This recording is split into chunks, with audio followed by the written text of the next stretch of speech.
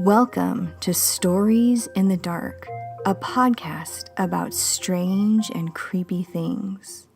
Come listen to the dark. Hello, everyone.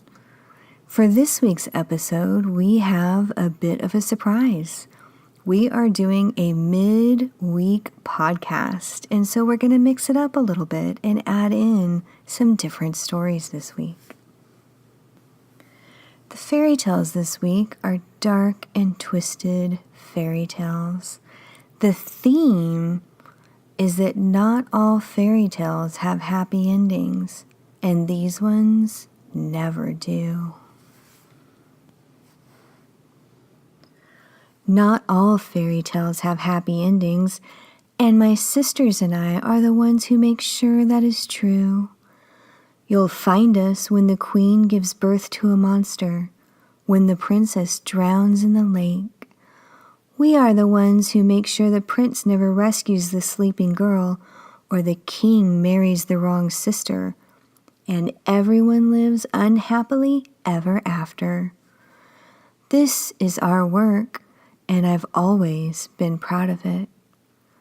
So be careful what you wish for. Your fairy tale just might have me in it. For our first story, Katerina will be reading Seven Sisters. It's a fun little tale about sisterhood. What could possibly go wrong? Seven Sisters. Seven sisters went tripping down the stairs. Seven sisters trailed ribbons in the air. Seven sisters dance barefoot in the grass. Seven sisters gather flowers in the field. Seven sisters braid each other's hair. Seven sisters sip nectar in the dew. Seven sisters giggle before they sleep. Seven sisters whisper secrets on their pillows. Seven sisters minus one close their eyes against the night. One sister stays up and listens to the scratching in the walls. One sister spins from bed to bed.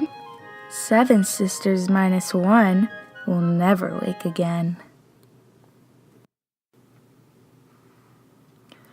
For our next fairy tale, I will be reading The King. The King is a story about a poor old king who keeps losing his wives, and so now he must find a new one.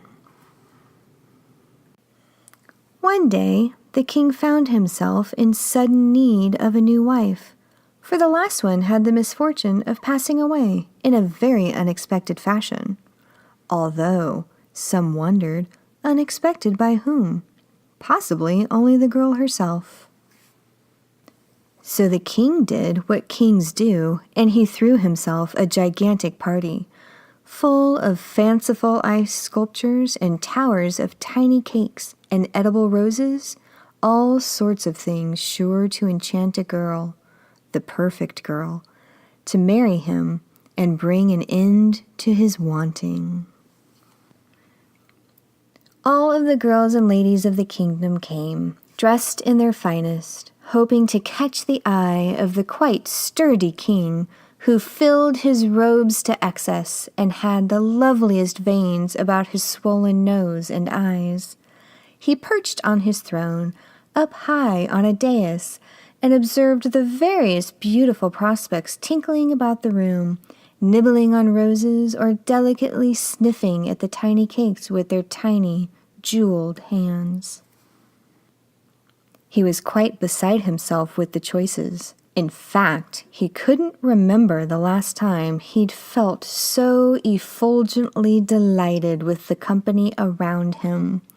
"It's a good thing I'm about to find a wife," he told himself, "else I would get myself into all sorts of trouble, throwing parties like this all the time." For be certain, his eyes did twinkle at the most inappropriately young girls, and he couldn't seem to keep his hands from wandering near the servants when they passed. Surely, he thought rather wrongly, A new wife will keep me in line." All the ladies promenaded and twirled through the room, telling enchanting stories and laughing gaily as if they had not all spent 3 months' rent on new dresses and shoes and powder that would poison them if they wore it too long, all to be ever more beautiful to this catch, this monarch. The evening wore on, and all the ladies' feet grew tired of dancing and standing on tiptoe and twirling delightedly, and one by one they began to drop into chairs and chaises and couches that had been set around the room, perfect for lounging and posing, and generally showing off one's best side while also possibly resting one's bleeding feet. The ladies dropped one by one until, at last, the only girls standing were a set of sisters from the foggy isles, 3 girls who had grown up shrouded by mist and sheltered from the very cosmopolitan capital city. The 3 sisters stood, suddenly thrust into the metaphorical spotlight by the very prominent absence of the other ladies, and awkwardly looked about as if wondering if they should be seated as well. Suddenly struck by a most brilliant inspiration, for who else to keep a rowdy king in line than an innocent dairy girl? In his mind, he had decided that they were all milkmaids, even though he knew not what a milkmaid did.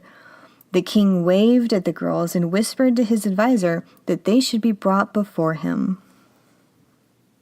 The advisor, who we have not mentioned up till now, was a very odd creature, small in stature similar to a dwarf or sprite, and had no easily determined gender.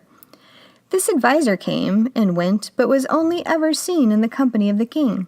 While the king was at times without the company of the dwarf never appeared without the king. This oddity aside, the dwarf was entirely unremarkable, and we should pay it no more attention. And so, as kings do, this king had his way, and the 3 sisters were brought up to the dais to stand before the king. They curtsied as their Nana had taught them, and cast their eyes downward. They even clutched their skirts with hands full of nerves, and tried not to shuffle their feet. One of them, the eldest, slyly looked up at the king through her lashes. He started, then cleared his throat and shifted in his throne. He liked that one. The king asked them all the normal questions about their family and upbringing and beliefs and habits of cleanliness. The eldest kept flirting with him outrageously. The youngest was very shy and sweet, but she would barely say a word in answer. "Too young," the advisor whispered in his ear. The king had no choice but to agree. He did not need a wife who would rather play with dolls than warm his bed. His eyes kept straying to the eldest, with her full bosom and ready smile. Too experienced, the advisor advised, and the king, who usually liked the advice of his advisor very much, struggled with this. But when the girl went too far and winked at him, openly, brazenly, he had to admit the advisor was, once again, correct. That left only the middle sister, the one who neither flirted nor hid, but instead looked at him as if measuring him for a suit. Her eyes were shrewd, and her hands looked capable of, well, anything at all. He stared at those hands for a while, imagining all the things they might be good at, until the advisor caught his eye and nodded. This level-headed girl was exactly the one for him. And so it was. The other sisters wept with happiness for their sister, who looked stoic but pleased, and the kingdom cheered and celebrated, for there was nothing like a royal wedding to cleanse a kingdom of the memory of the royal funeral that preceded it. The wedding had all the pomp one would expect from a king in a hurry to get to know his new bride. There was dancing and feasting and the traditional bedding of the bride and groom, with the whole party laughing and making bawdy jokes and passing drinks around the royal bedroom. The men gave filthy and entirely unnecessary advice to the king, and at one point the dwarf even whispered into the young bride's ear. Finally, the king had enough and sent everyone out with a roar. He was eager to be alone with his new bride and teach her the ways of kings and their wives. He loosened his robe after barring the bedroom door. He'd been so lonely since his wife died, and the one before her, and the one before that. It was a lonely business being the king, and wives were so fragile. But this one would be strong enough to handle him. His new bride sat perched on the edge of the bed, watching him walk the length of the bedroom towards her, the fire casting dancing shadows on her face. No one had heard her voice all night, but that was just fine. The king and his men talked so much that no one noticed. The king watched her for a moment, then walked over to the chest at the foot of the bed. "I have a present for you, my sweet." First, he laid out a white gown, his own design. When she put it on, it was very short, leaving her legs, and more, bare. It was open in the back and had laces that tied just under her bosoms. She flushed to be wearing such a costume, especially for her new husband, the king. Then he took out soft cuffs, which he gently fastened around her wrists and ankles. She watched him with her wide eyes as he hooked the cuffs on her wrists to the bedposts. He whispered soothing words to her as he did these things, but in truth, his mind was elsewhere. His gaze turned inward, looking at something only he could see. When he got out the paddles and the knives, she must have made a noise, for who wouldn't, seeing such ghastly things on their wedding night? But in truth, he did not hear her if she did. He eyed the slim but strong length of her body, saw the lack of fear in her eyes, and said again to himself, "Oh yes, if this one survives the wedding night, such a wife she will be." And he did have such hopes, for he was so very tired of finding new wives. And so in that locked bedroom, he began to live out his happily ever after with his new wife. And if there were shrieks in the night, everyone in the palace knew it was just the king and his bride sharing their first night together. In the morning, the palace woke to find the royal bedroom unbarred, the door slightly open. The first few streaks of blood caused no alarm, for this was the bedroom of the king.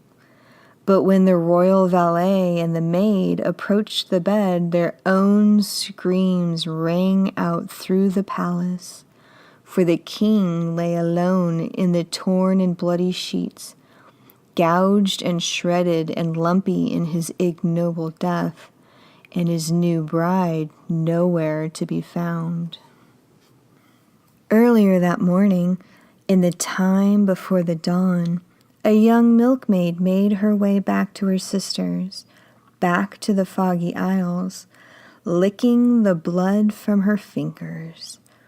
She stopped only to leave a tribute to the fair folk in the woods on her way home, for she had been given a very large favor by the creature in the palace, the creature known as the advisor to the king.